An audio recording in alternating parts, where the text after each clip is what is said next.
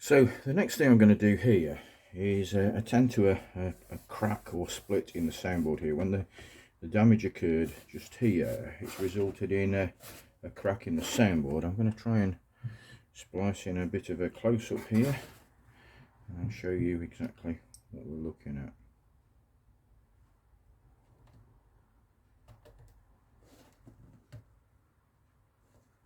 I'm pushing from below there to open the crack, and that's going to be key to how I deal with this. The trick is to find a suitable adhesive, and really I'm looking at two possible alternatives. One is to take some aliphatic resin, some Type Bond, and dilute it with some water to make it a little bit more fluid, and put that in there with a soft brush, press it in there and allow the tension in the soundboard then to close the crack and let the adhesive cure. The other alternative would be to use some super glue, particularly if I've got some very fluid super glue.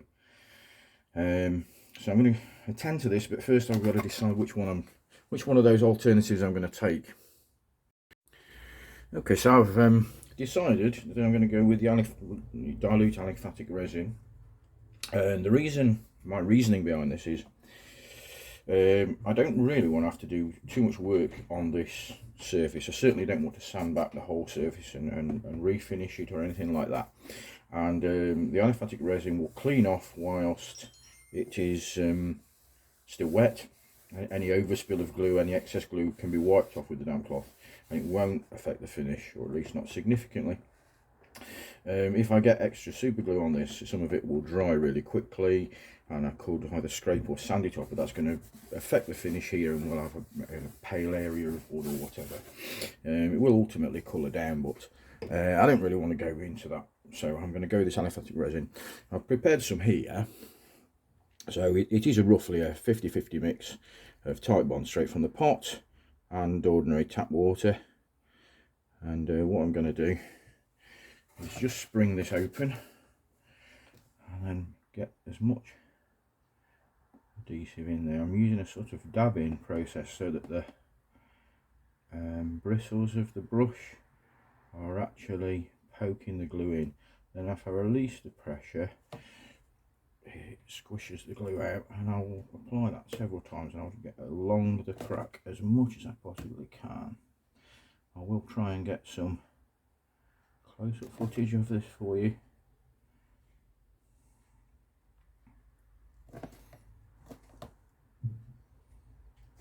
I'm going to need another hand.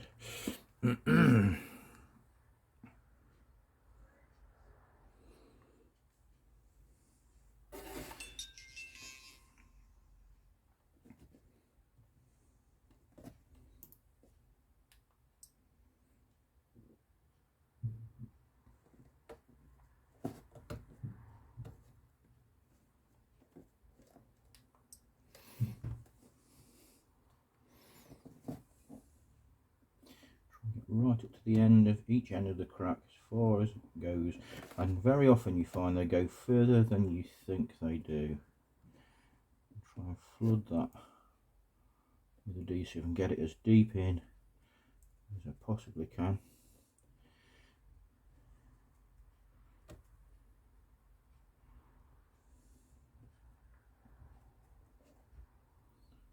And I'll let the tension in the soundboard hold that all together. Now I've got a little bit of damp kitchen towel here, it's just slightly moist. I'll wipe off the excess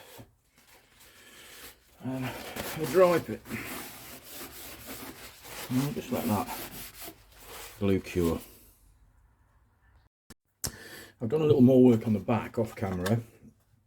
So what I noticed is a number of these back braces had come detached from the back, from the plate there, where the heat had been applied to release it from the linings. And what I've done is worked some glue into those and just lightly clamped them, and they're now fully attached at all places. I did mention earlier I've left these bits of lining in place. They will glue back to the original linings, as I've not cleaned those off on purpose. The surface around the edge. I've cleaned the glue off, tried not to remove more wood than is absolutely necessary. So I've got a nice clean surface there ready for adhesive. Okay, well the next thing I'm going to do is now prepare this surface to accept the adhesive to attach the back, and we've got quite a bit of glue still on these linings. I'm going to be very tentative about how I deal with that. You know, when this was made, the method was it was built on a board, so this was clamped down to a board, and the back I used a radius dish to sand the back, and I would normally do that clamped on the board and rotate the dish on top of the guitar until this whole surface was cleaned. Now because the bridge is attached and because the fingerboard is attached, it won't clamp down to the Solera in the same way unless I routed out some recesses into the Solera. I could do that, I'm not going to do that. So what I'm going to do is reverse the process and actually put the board on the bench and sit the guitar on top of the board. I only need to do a minimal amount of sanding just to remove the glue. Before I do that though, what I'm going to do is take this dark China graph pencil and just mark these light areas here, so I can see that I have contacted these areas and that I've cleaned all the surface evenly. I'm just going to mark a bit all the way around.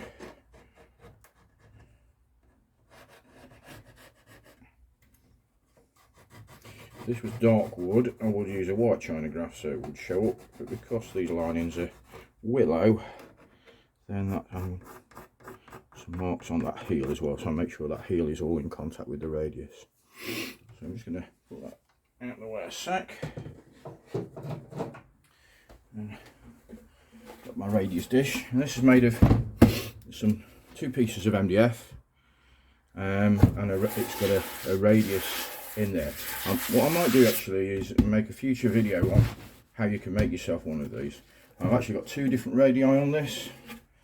I can't remember offhand what radii they were. One's slightly steeper than the other, but this is the one I use for building these guitars, so that's the one I'm going to use for this.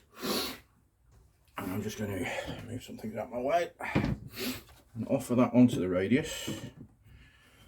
You can see that okay. And I'm just going to gently move it around.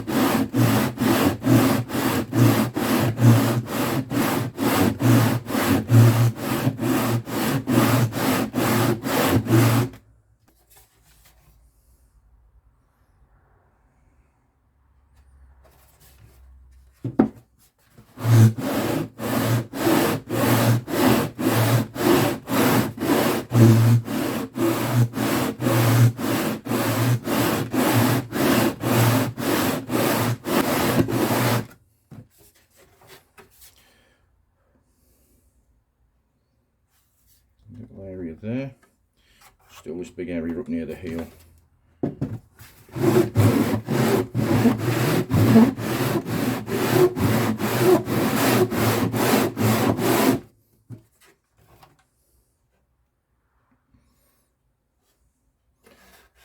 Bit here, contacting right around here now, so it's just this area, this heel, and this little bit here.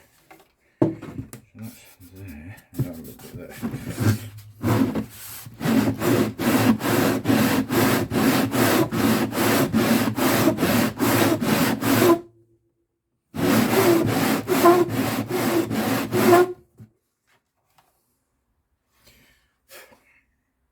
We're starting to get there now. There's a few little patches still, but I'm going to work on this off camera because it's going to be a bit tedious for you to watch this. So I've got the back all cleaned and sanded with the radius dish. As you can see, the surfaces are pretty clean now. There's a little tiny bit of blue still on there, but it's all been contacted by the sanding dish, and I don't want to take off more material than I'm forced to at this stage. I've cleaned all the dust off with a soft brush and blown it with a little compressed air so that the inside's nice and clean and we're not trapping any dirt in there. So what I'm going to do now is test fit the back on there. So the position is pretty much fixed, because these back braces could fit into the slots left in the linings there, so they pretty much dictate where that's going to go, and we've just got to examine that fits nicely. There's a bit of movement and also a bit of spring in this, so I'm going to have to be careful to get my edges as close as I can when I clamp up. When the guitar is made, the back is cut slightly oversized, so there's an overlap, and the back is then cleaned down to the sides. We're going to repair like this because we haven't got that luxury. This side here is a bit proud. It is going to go into position, but it's going to need a little bit of persuasion to fit tightly there. What I'm going to do is start putting a few closing clamps on here to hold it together. The other important thing is to check the inside. Make sure in through the sound hole that the linings and everything and the joints into the linings are tight and fitting properly. I'll just get you a bit of a close-up of that if I can.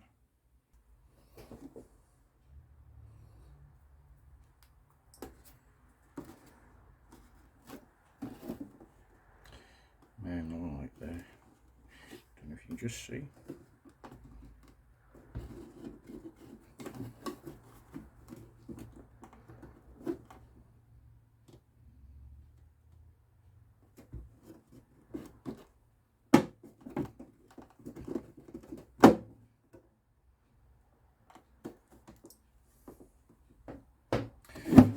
So I was saying, whoops, go back off there. So.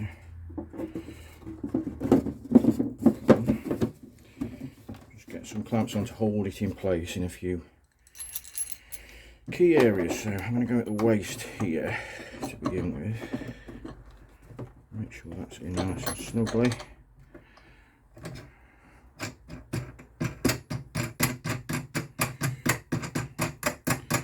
Don't want masses of pressure on here, I just want to nip this up so it doesn't slide around. This joint shouldn't have to be squeezed tight, it should be just a good fit as we go.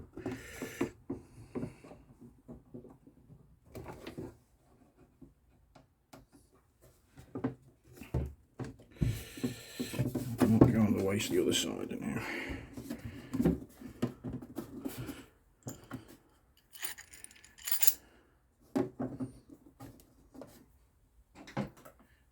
See properly.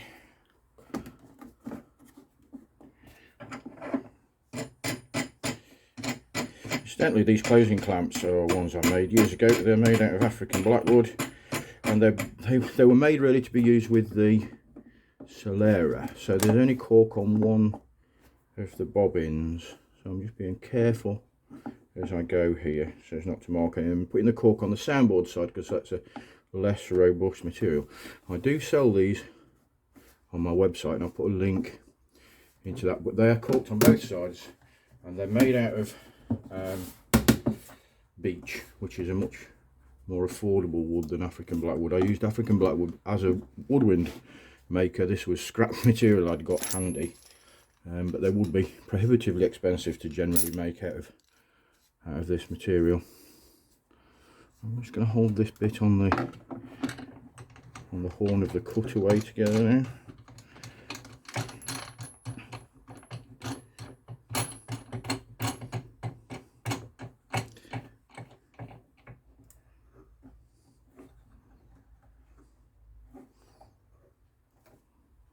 Yeah, that's looking good. I'll whip my way around the cutaway I think next.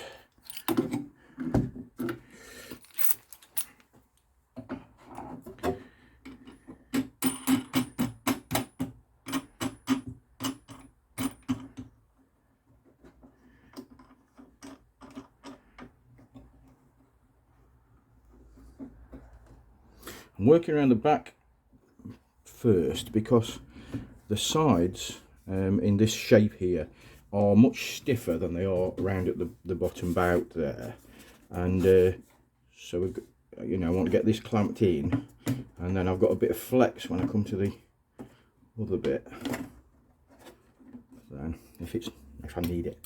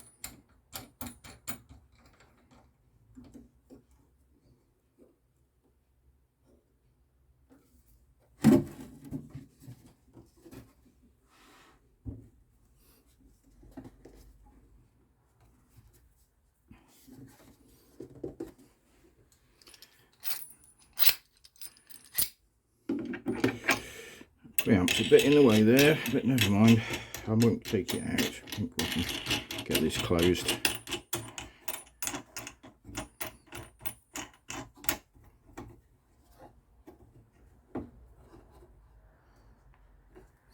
When I come to actually glue it, I should put another one on there, and I'll sit it between these two sliders, and between those I'll just pull that up. I think that'll be okay. Looking around that's going to be fine. Obviously with gluing I'll put some more clamps in there. I'm going to work my way to the front here and see how we're going. Need some more clamps. Incidentally, on the closing clamps that I sell on my website, there is sleeving on these. In fact, let me just grab one to show you. These are the ones I sell, so I'm doing them in different lengths. This one will just be long enough to use on this guitar. As you can see, corked on both ends. Actually, it won't be long enough to use on this guitar, not up there anyway. It's more of a violin, sort of viola sized one. But yeah, corked on both ends, but also plastic sleeving, which holds the thread from marking the work. I'm just being careful, and I'll probably, we'll do a little bit of finishing afterwards, so not too worried about that. You can of course use a bit of masking tape, which I might do when I glue up. I might put some masking tape around the sides here.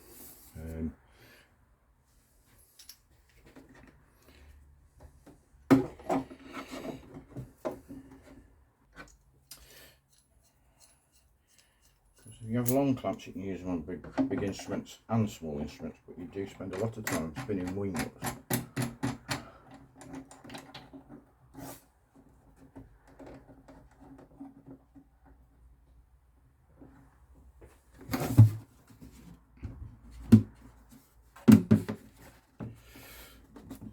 This is a little bit of step there.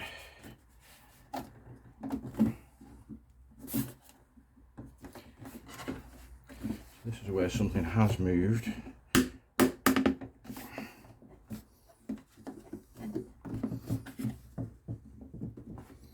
will go, but there's a bit of tension on it. Okay, I wonder if that might be. I think it might be something to do with this, the lining and this brace. I think I need to take a little bit off the end of the brace there. It's pushing the side out. So that's something to consider there. Other than that, it's going to go back together. So I'm going to just trim a bit off, take this off, just trim a bit off the brace and check its fit. And then I think we're about ready to glue. So I'm all prepared now to reattach the back and to close this box. So little things that I've done off camera are I've shortened, now then, which side was it? This side. Shortened this brace just very slightly. There was a little bit of glue on the end of it. I've just pared a little bit off with the chisel so that when it's all together I can actually get the edge flush with the side because it was being held off by the brace there. Why that was, I don't really know, but as I said before, you know, wood moves and things change. So the other thing I've done, which I mentioned earlier, is I've put just a bit of masking tape around the sides here. That has nothing to do with masking off the glued area or anything like that. That's just to keep the clamps away from the rosewood on the sides, so that we don't get marks from the threads of the clamps or anything like that. It's just a bit of preventative. It really shouldn't be necessary, but sometimes they can slip and then you've got marks to get rid of or whatever. So I'm going to put this back together with tight bond. We are, and I've got all prepared. I've got lots of closing clamps just ready and reachable. I've got a damp cloth and a dry cloth for doing glue cleanup. It's a little bit time sensitive. You've got a bit of time to work with the glue, and it shouldn't be too stressful, but it's the sort of thing that I always find a little bit on I'm a bit of trepidation about this sort of thing. It's a big job to close a box like this and to get everything to fit nicely. Another important thing to note is the amount of glue that's going to be necessary on this joint. The tighter the fit of the joint, the less glue is required, but you must ensure that the joint is fully wetted and that the glue is on both surfaces. If we have too much glue on, we'll get a lot of squeeze out, and that's not a problem on the outside because we can clean that up easily. On the inside it's more of a problem, and you get bits squeezing in here where you can't clean them. Around this area, not so bad. You can get in through the sound hole from the other side and you can clean any excess glue off. But around here it's more a problem.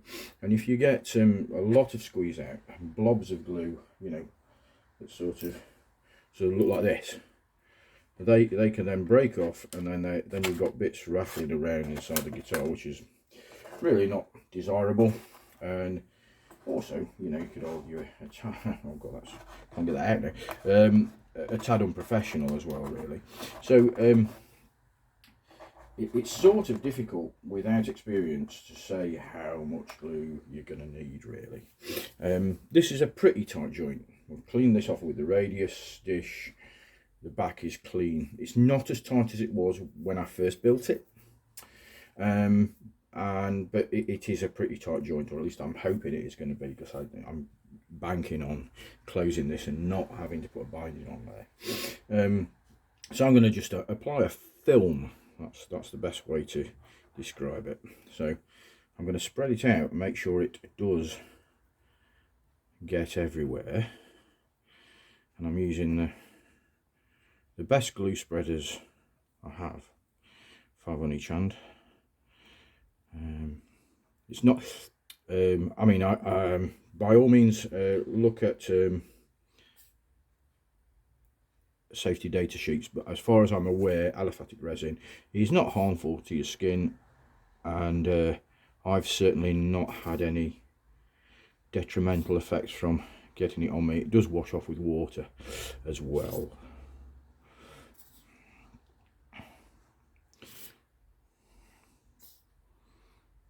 I've also got my trusty clarinet reed glue spreader here, which I'm going to use to get glue into these spaces for the back braces there, to make sure that they're fully attached.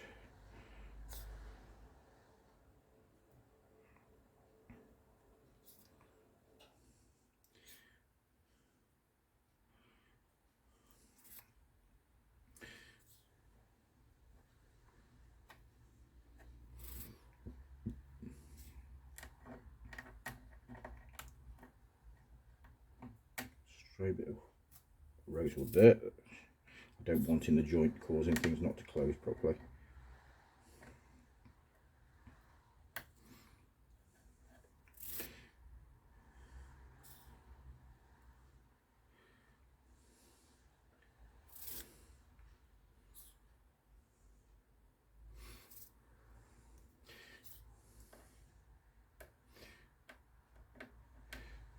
Sort of find that using my finger to spread the glue There's a bit of a tactile experience there. I can actually feel how thick that film is. I don't know if that's a ridiculous thing to say, but if I'm spreading it too thin, my finger starts to feel as though it's gripping the wood, and so I go as thin as I'm going as thin as I can, but still maintaining that slick feel, if you see what I mean. Maybe don't, but that's what I'm doing. So I'm fairly sure I haven't got too much, but I have got enough. And this is end block there. I'm putting the glue on end grain, so I'm being a little bit generous because I know that end grain is going to soak up the moisture from the glue.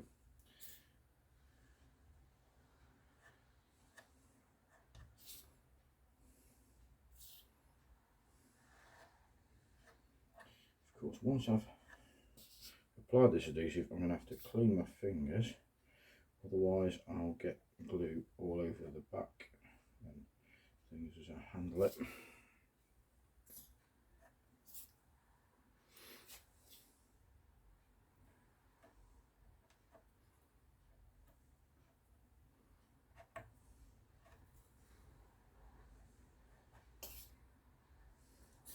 It's not just applying glue to the linings, but also making sure there is glue on the side. There's a hair in there, don't want that in the joint.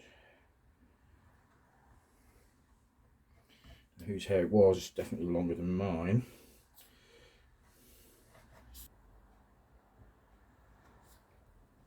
I'm not too worried about glue on the outside at the moment. Again, as I said, I will have the opportunity to clean that quite thoroughly.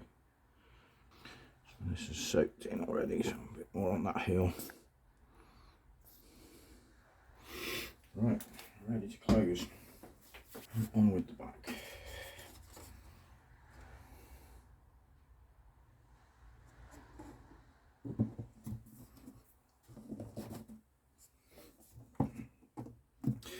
As I did with the dry clamping, I'm going to start in the waist.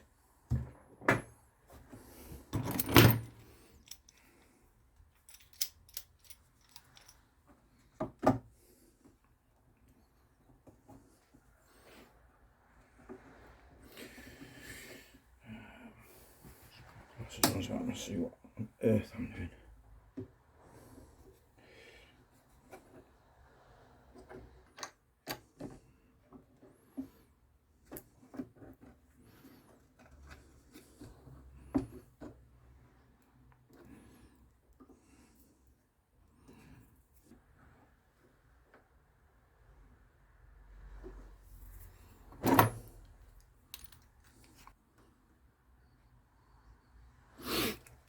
I'm just going to go back to the waist on the other side now.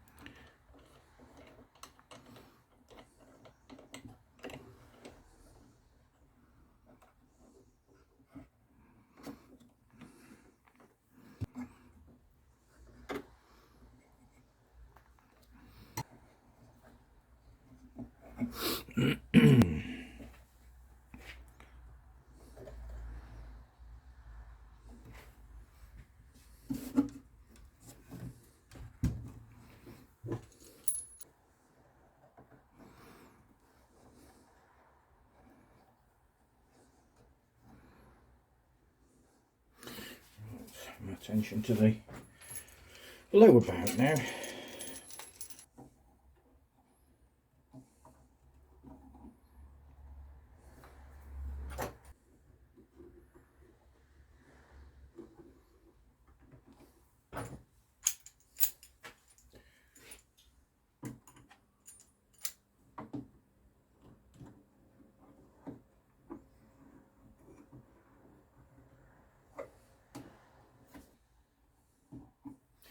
Got an area here where the side is just slightly out of shape, so I'm going to have to apply a little bit of pressure to that as I clamp it, and make sure that the side is flush with the back.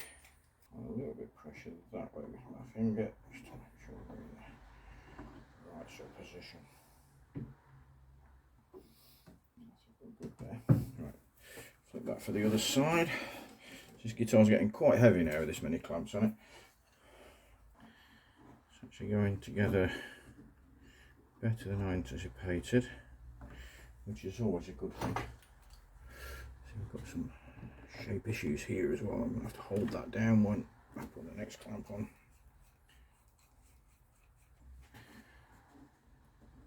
Oh, I'll do that.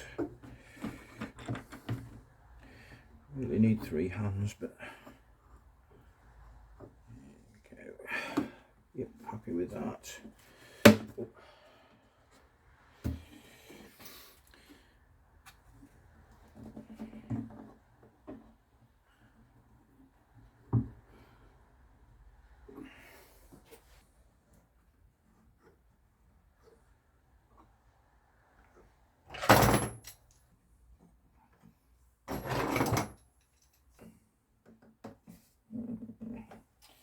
An extra clamp on here as well. Also, the longer you leave it, the harder the glue is to clean off. I'm going to need to do some cleaning up. And my first priority actually is inside, so I'm going to look firstly in the sound hole before I worry about anything on the outside. On the outside, I'm going to have to clean the edge back anyway, and so I'm not too worried if I have to scrape dry glue from the rosewood. It's not much of an inconvenience really.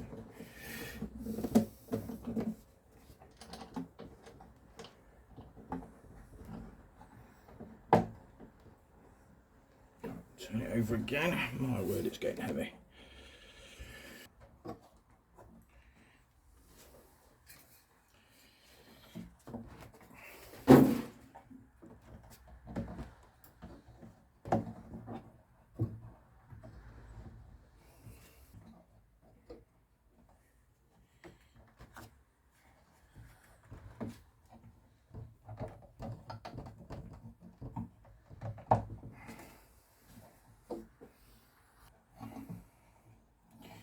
Okay, I'll flip it over on its back now and have a look inside. We've got a few snots in there, so using my damp cloth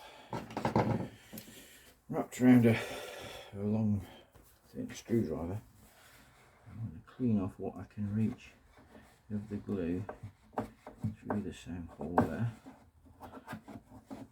There's a limit to what I can reach, but there's only a few bits that I can see there. It doesn't look at the moment like there is an excessive amount that's going to cause problems. You see a few, I don't know if you can see a few bits in here.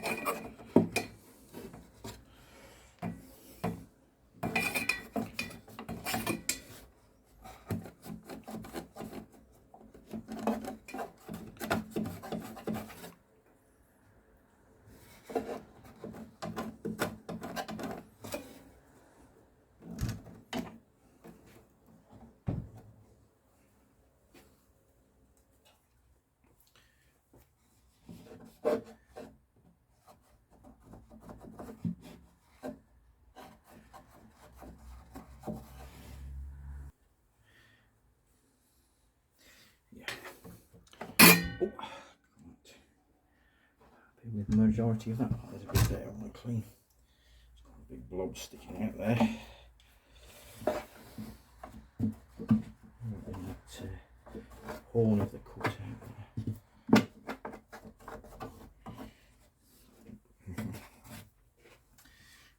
Right, in view of the amount of clamps I've got on, it's going to be actually difficult to clean the outside, but I'll get at what I can.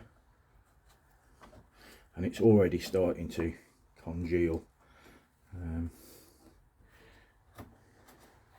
so I'm going to have to do a bit of remedial work on this joint anyway, so actually scraping glue off is not going to be a massive problem.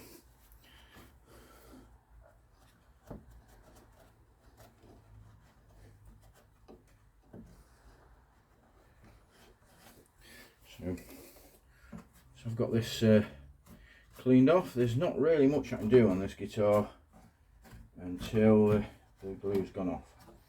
So I'll bring you back when that's done.